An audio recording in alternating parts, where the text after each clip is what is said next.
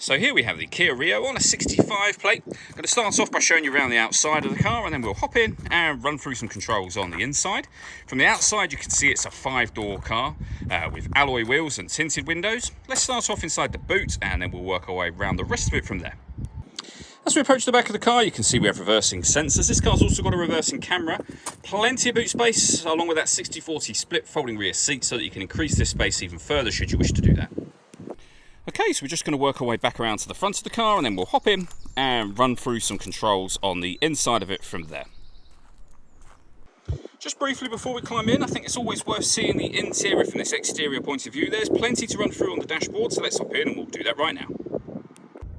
Now that we're inside the car, we're going to start with the dials. So we've got the speedometer, as you can see, the fuel gauge and coolant temperature gauge over to the right hand side. And in the center, the total miles for this car, which are 103,625. If we back out to the steering wheel, on the left hand side, first of all, we have stereo controls and phone controls. And on the right hand side, we have buttons to reset trip computer information. We've also got cruise control and speed limiter there as well. Over in the center is where you'll pair your phone amongst other things so that you can use those phone controls. You can see that this car's got satellite navigation. It's a really easy sat-nav system to use. You have a few manual controls, but essentially it is all touchscreen. So for example, when we want the radio, hit the radio button, and then you can use the touchscreen to navigate between FM, AM and DAB. If you want to listen to your own music, press the media button.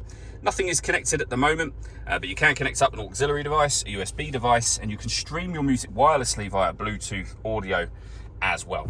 I mentioned before that this car's got reversing sensors and a reversing camera. You can see the camera there with guidelines showing you what direction the car is headed in relation to the image being shown on the screen. Working our way down from there, we have climate control, so you can adjust the temperature, the fan speed, you can alter the direction you'd like the air to be distributed in. The air conditioning is on at the minute, that's off, back on again. You can hit auto.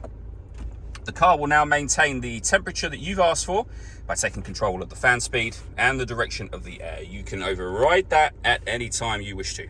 We can recirculate the air that's in the car. That's a great way of heating it up or cooling it down quickly depending on the temperature you've set just here. We have two 12-volt charging sockets just there, auxiliary and USB inputs. A heated driver seat with 2 heat settings and the same for the passenger side just there. And then a 6-speed manual gearbox. All that leaves me to say is thank you for taking the time to watch this video. If you'd like to come and see the car in person and have a test drive, please feel free to give us a call here at Surrey Specialist Cars. We'd love to hear from you soon.